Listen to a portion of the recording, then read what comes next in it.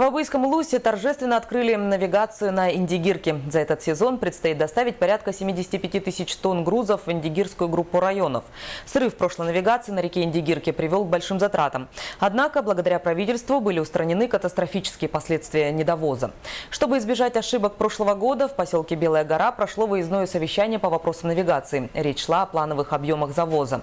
Также говорили о своевременности подачи флота под погрузку и разгрузку барового участка. Одно углубительных работах на баре Индигирки. Сегодня мы обсудили планы завоза грузов, конкретно определили графики движения флота, определили работу дноуглубительной техники. В этом году мы упор сделаем на август месяц. Основной объем грузов мы должны доставить с открытием арктической навигации.